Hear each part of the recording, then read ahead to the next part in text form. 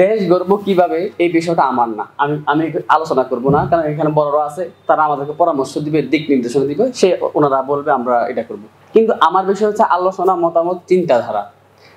দেশ গড়ার জন্য কতগুলো বিষয় লাগে। একটা বিল্ডিং যখন তৈরি করতে হয় তখন তার শ্রমিক লাগে, ইট লাগে, লেবার লাগে, সিমেন্ট ইত্যাদি অনেক কিছু লাগে।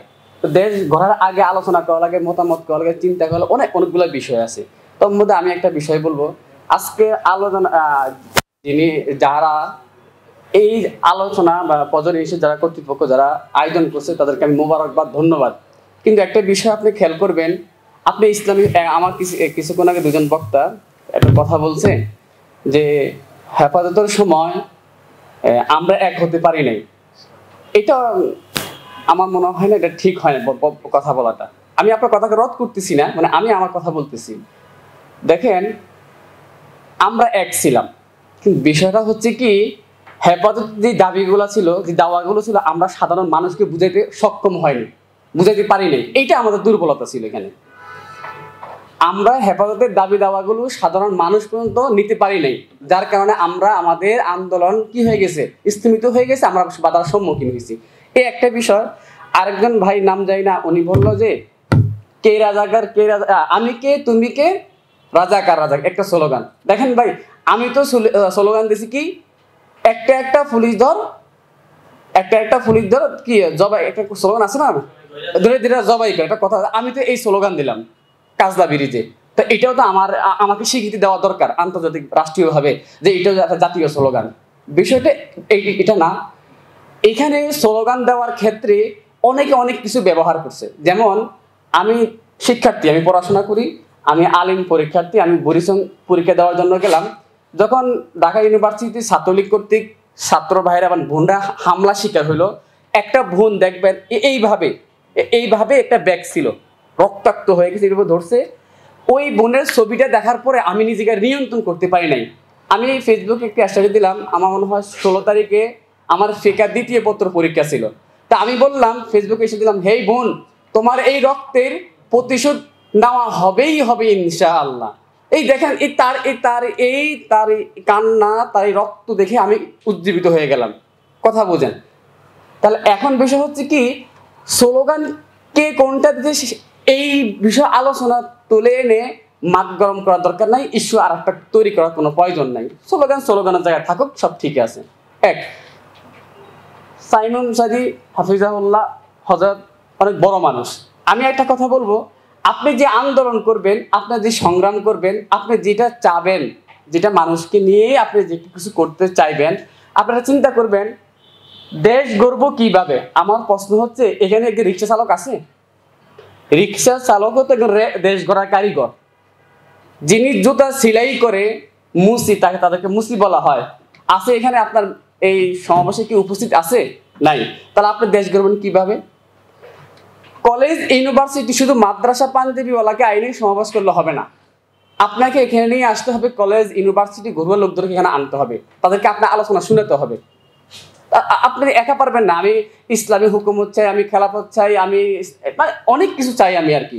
কিন্তু এই বিষয়টা হচ্ছে, আমি আমার দাবি দাওয়াগুলো তুলবো, কাকে নিয়ে তুলবো? আমাকে নিয়ে তুলবে হবে না। আপনি প্রত্যেকটা সেক্টর থেকে একজন লোক আনতে হবে।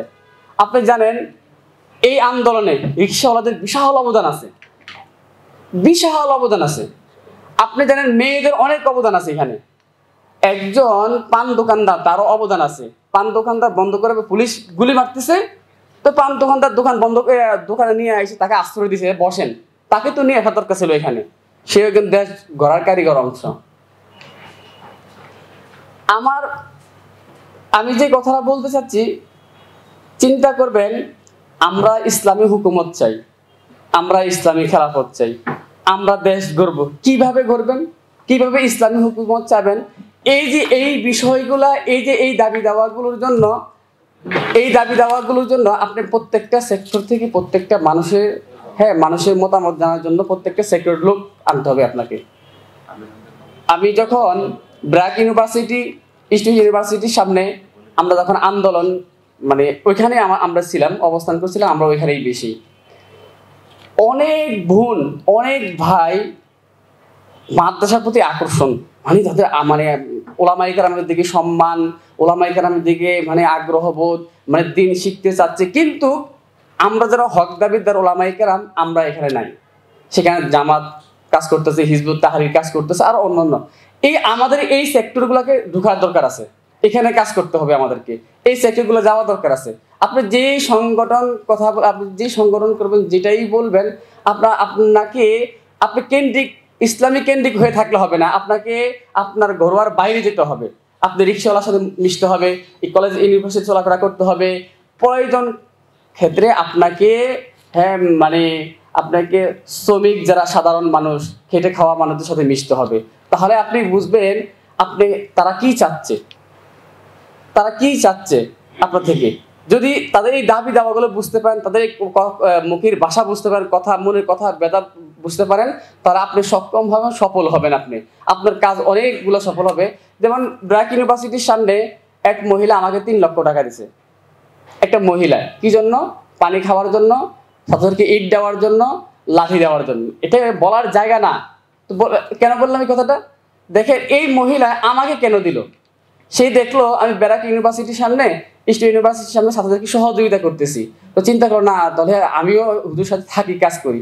তো আমি যাওয়ার পরে এই যে ওনার সাথে মিশলাম, ওনার সাথে আলোচনা হলো, কথা হলো, আমাকে চিনলো জানলো, তো হবে কি হলো, ওনা আমার সাথে এখন আমাকে বলতেছে, হুজুর এই আমি ইসলামিক দল করতে চাই, কি দল করবো?